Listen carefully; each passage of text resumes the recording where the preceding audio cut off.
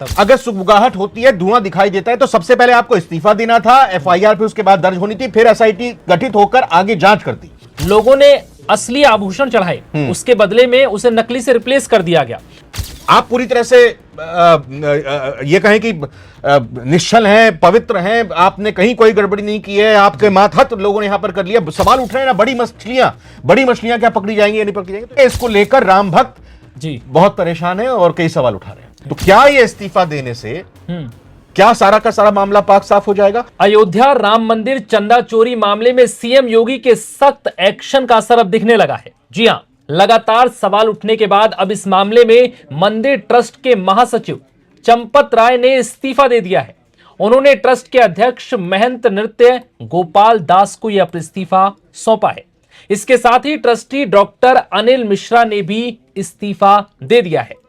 बता दें कि इससे पहले राम मंदिर चंदा चोरी मामले में चंपत राय के करीबी रमाशंकर यादव, जो टिन्नू के नाम से भी फेमस है, उन्होंने और अनुकल्प मिश्रा, लवकुश मिश्रा, सुभाष चंद्र श्रीवास्तव, करुणेश पांडे, मनीष यादव और अविनाश शुक्ला समेत करीब 8 आरोपियों को गुरुवार देर रात गिरफ्तार कर लिया गया। वहीं अब चंपत राय ने इस्तीफा दे दिया है। क्या है पूरा मामला, हमारे साथ मौजूद हैं रविंद्र जी। बिल्कुल विवेक, देखिए आपने शुरुआत में तो बता ही दिया कि अभी इस वक्त की अपडेट यही है कि न सिर्फ चंपत राय ने इस्तीफा दिया है महासचिव पद से, बल्कि अनिल मिश्रा ने भी ट्रस्टी के तौर पर इस्तीफा दिया है। मैं एक क्रोनोलॉजी आपको बताता हूं। 13 जून को एसआईटी का ऐलान होता है। 24 जून परसों एसआईटी प्रारंभिक रिपोर्ट सौंपती है। प्रारंभिक रिपोर्ट है, अभी फाइनल रिपोर्ट आनी बाकी है। 25 जून को कल एफआईआर होती है 8 लोगों के खिलाफ और आज 26 तारीख को इस्तीफा होता है। विवेक, ये कोई तरीका नहीं है। तरीका यह है कि अगर आरोप लगते हैं, अगर सुगबुगाहट होती है, धुआं दिखाई देता है, तो सबसे पहले आपको इस्तीफा देना था, एफआईआर फिर उसके बाद दर्ज होनी थी, फिर एसआईटी गठित होकर आगे जांच करती। ये पूरी क्रोनोलॉजी उल्टी हुई यहां पर दिखाई दे रही है। अभी आप कह रहे हो कि नैतिकता के आधार पर हमने इस्तीफा दे दिया है। इसका क्या मतलब हुआ? एफआईआर में ये एक और जो नाम है अनिल मिश्रा, जो कि ट्रस्टी हैं, वो भी माफ कीजिएगा, अनिल मिश्रा का और चंपत राय का नाम नहीं है, लेकिन अनिल मिश्रा ने भी इस्तीफा दिया है। इन दोनों ने अब इस्तीफा दिया है, इनका एफआईआर में नाम नहीं है। तो भैया आप क्यों दे रहे हो? आपका तो एफआईआर में नाम नहीं है। एसआईटी मतलब आपको पाक साफ मान रही है। आप पूरी तरह से ये कहें कि निश्चल हैं, पवित्र हैं, आपने कहीं कोई गड़बड़ी नहीं की है, आपके मातहत लोगों ने यहां पर कर लिया। सवाल उठ रहे हैं ना, बड़ी मछलियां क्या पकड़ी जाएंगी या नहीं पकड़ी जाएंगी। तो इसीलिए ये पूरी जो कवायद हो रही है, इसको लेकर राम भक्त जी बहुत परेशान है और कई सवाल उठा रहे हैं। जी बिल्कुल, देखिए, एक तो ये जो चोरी का मामला है, जो चंदा चोरी का मामला है, ये कोई गर्भगृह से चोरी नहीं हुई है, बल्कि आप और हम जैसे लोग जो मंदिर जाते हैं और अपनी श्रद्धा से दान देते हैं, चाहे वो सोना हो, चांदी हो, कैश हो या कोई भी आभूषण हो, अब उसमें हेरफेर या गबन का मामला सामने आया। आरोप लग रहे हैं कि जो लोगों ने असली आभूषण चढ़ाए, उसके बदले में उसे नकली से रिप्लेस कर दिया गया और आरोप लगा दिया गया, भाई ये आभूषण तो नकली थे, इसके अंदर, इसमें हमने कोई हेरफेर नहीं किया। और दूसरी चीज, उन्होंने आरोपों को सिरे से नकार दिया है कि भाई इसमें कोई चंदा गबन नहीं हुआ है, ये सिर्फ झूठे आरोप हैं। जांच पड़ताल में सब सामने आएगा। ठीक है, जांच पड़ताल एसआईटी की चल रही है विवेक। जांच पड़ताल में अभी जो भी आरोपी हैं, उनके बैंक खातों की पूरी जांच हो रही है, उनकी संपत्तियां कितनी उन्हें अर्जित की हैं, कहां से सोर्स है, कहां से पैसा आया, कहां से ये कैश से ट्रांजैक्शन हुई है या बैंक अकाउंट से ट्रांजैक्शन हुई, इनके मोबाइल रिकॉर्ड को खंगाला जा रहा है, तमाम लेन देन की हो रही है। अब जैसा आपने 8 लोगों का नाम किया, मैं छोटे छोटे जल्दी से बताना चाहूंगा। रमाशंकर यादव, टिन्नू, इनकी जिम्मेदारी क्या थी? इनकी जिम्मेदारी थी जो भी दान पात्र में दान दिया जा रहा है उसकी निगरानी करें, और जो दान पात्र रखे होते हैं उसके बाद फिर शाम के वक्त जब कपाट बंद होते हैं, फिर आप उनको बेसमेंट तक ले जाते हैं दान पात्र को।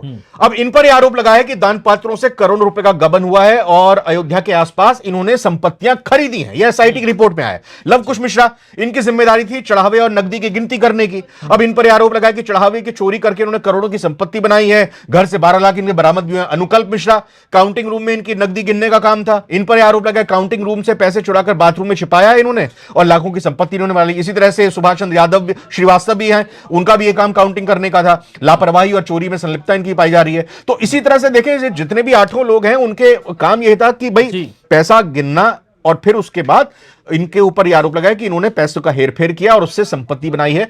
तो क्या यह इस्तीफा देने से क्या सारा का सारा मामला पाक साफ हो जाएगा? क्या एसआईटी अपनी अंतिम रिपोर्ट जब सौंपेगी उसमें असली मछली, बड़ी मछली क्या फंसेंगी क्या? इसमें कई लोग ऊपर हैं जो बहुत बड़े लेवल पर इस गबन में शामिल हैं। कुल मिलाकर यह भी मामला है। हाँ, आरोप यही लग रहे हैं। भाई आप ये बताइए कि जो कैश गिनने का जिनका काम है, क्या सिर्फ आप उनको ही जिम्मेदारी एक ठहरा दोगे? उनको ही गलती और गड़बड़ी उनकी नहीं है? जो आप महासचिव हैं, जो आप ट्रस्टी हैं, जैसा अब आप बता रहे हैं कि कई श्रद्धालु सामने आ रहे हैं, भाई उन्होंने चांदी सोने के आभूषण दान किए और कह रहे हैं कि पता ही नहीं अब कहां चला गया। अभी शिवसेना के नेता संजय राउत ने भी यह बयान दिया। उन्होंने कहा है कि उद्धव ठाकरे ने भी एक चांदी की ईंट दान की थी, कहां है उसका हिसाब किताब? कहीं नहीं है।